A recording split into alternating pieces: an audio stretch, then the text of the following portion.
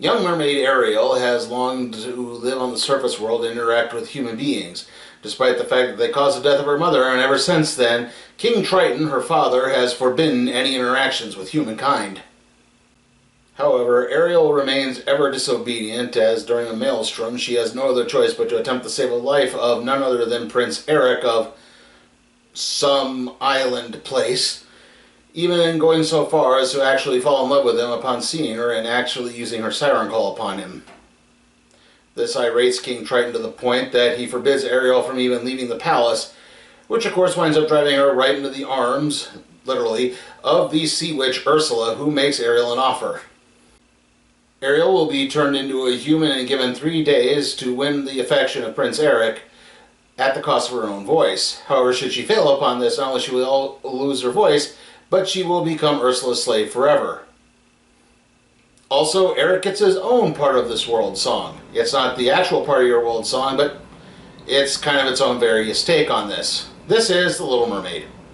So, yeah, if you saw the animated one, you've pretty much seen this. It's just, again, animation isn't nearly as good. I will say this, I did think the performances were fine. They were overall pretty good. The story itself is, alright. I think they did tweak a bit here and there. Like I said, I've said this a couple times before, I didn't really watch The Little Mermaid as a kid.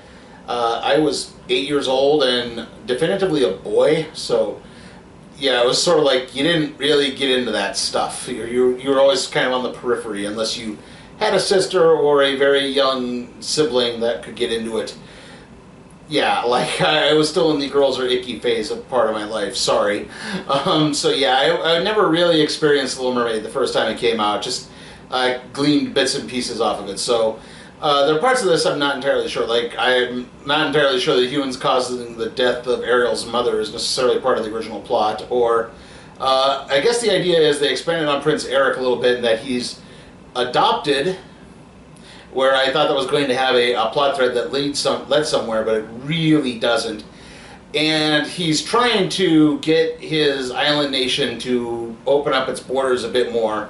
He wants to sail the seas and barter with other nations to get supplies because, this is a very small island country and they're having these problems, but the actual problem is that there's all these shipwrecks that keep happening off the coast of the island. So, yeah, it's possible that Ursula has caused them, but I'm not entirely sure. But yeah, there's definitely a mermaid culture that surrounds this island, including the idea that when Eric's coming home, it's the festival of the coral moon, which is the time where it was said that mermaids lead all sailors to their demise. So, like I said, it is an interesting take, but yeah, other than that, like I said, it's just The Little Mermaid. Songs are all the same. They're performed reasonably well. Like I said, the computer effects on the animals doesn't really work. It's kind of Lion King 2019 all over again. The problem is when you make them look photorealistic, they're not expressive. So, yeah, Sebastian the Crab may sound exasperated at one point, but he doesn't look exasperated. Flounder the Fish might look afraid at one point, but again, you get the idea. Scuttle the Frigate Bird just looks like a frigate bird and sounds like an idiot. Yeah, I can't really expand too much on that. Melissa McCarthy as Ursula. She's pretty good. Again, given the roots of the character, it probably would have been a bit more appropriate to cast an actual drag queen in the role, but Melissa McCarthy more than holds her own. Her rendition of Poor Unfortunate Souls is very well done. It's not as good as the original one, but again, nothing else is. Halle Bailey, I try not to flub that. She's all right. Again, kind of, unfortunately, her more interesting points are again when she's trying to defend. She doesn't quite capture the passion. I think that's the one problem. I hesitate to say robotic, but she follows the performance, but almost a little too much. Where, again, it's when she outside of the Kiss the Girl sequence and a few other sequences, there's no real spark to her performance at all. That's the lacking point in it. It's very by the numbers. Javier Bardem as Triton, although he's not Triton. I think he's just the Sea King in this. But yeah, he's pretty good, you know, but he's not on the screen that much. He kind of disappears for the middle third in the movie. You know, he's fine, but again, it's very basic, very bare bones. Like I said, overall, you know, if you go to see this, you're probably not going to be that disappointed. It'll hold your kids' attention.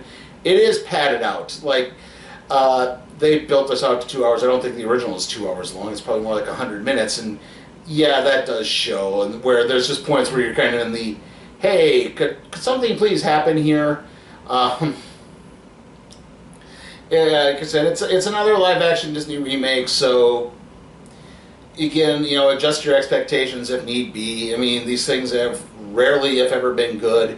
I mean, not counting the villain takes, i.e. Maleficent and Cruella, you know, they've been very, very hit and miss, and more often miss. So, yeah, I can understand where, again, like, you know, this is probably one of the better live-action Disney remakes, but it's still a live-action Disney remake. So yeah, I don't think I'm spoiling too much here. Hopefully I haven't, but yeah. Like I said, overall it's not terrible. I'm going to give it a C. It's fine. It's very meh. You know, if you still had your druthers, though, I would still recommend just watch the animated one. It'll definitely hold your kids' attention a bit more. I've seen girls. Ariel, time to get ready, girl. Forever hair, curling and brushing, color and a washing, long wavy hair. Clamshell a clapping, hair is a twirling, Seashell a gripping, starfish a whirling, birchin a popping, flounder a jumping, a dingle hopper. No! Forever hair, Ariel's hair. a princess gown, a necklace and crown. Forever hair. Dolls and playset each sold separately. Color changes with warm and icy water.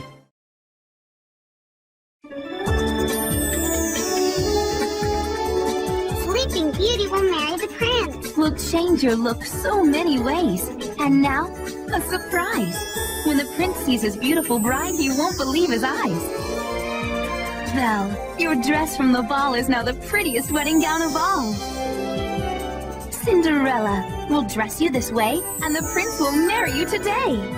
Each Disney Princess Fantasy fashion style comes with transforming throne, each sold separately. Okay, trailer time. We had 7 trailers again. They've padded it out this time. They padded out the trailer amounts. They used to just show 6. Now they show 7. I don't know why. These things are long enough already. Anyway, we started out with Trolls Band Together, then Wish, then Across the Spider-Verse again, and then Haunted Mansion, followed by Ruby Gilman, Teenage Kraken, Barbie, and Elemental to round things out. So yeah. Not too much else to say there. The next film review is going to be Across the Spider-Verse, obviously. June is shaping up to be a busy month because we got Across the Spider-Verse, Transformers, Rise of the Beasts. I want to see Elemental. I know The Flash is also coming out, but again, given how busy this is getting, I don't know if I'm going to get around to anything else. So yeah, just about every week. And then Dial of Destiny, the new Indiana Jones, I think rounds out the month. I can't remember if that's 21st or 28th. But yeah, and then in between that, there's going to be the premiere of Secret Invasion. So, like I said, busy month, and hopefully I can get some other things done, but I'm not entirely sure. The next video is going to be the recap and review for Impact Wrestling Under Siege. Then we're not doing Night of Champions. I don't do Saudi shows for WWE, if you're not familiar with that.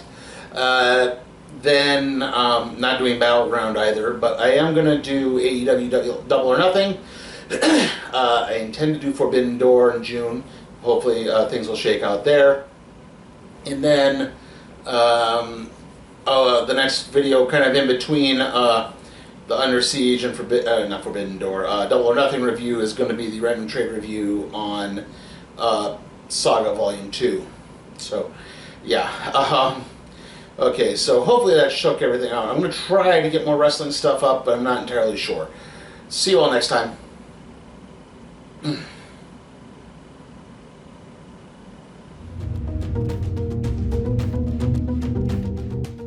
Hey guys, remember you can request a movie or a television series for me to review at my Patreon at patreon.com/CPTime for Cat Productions.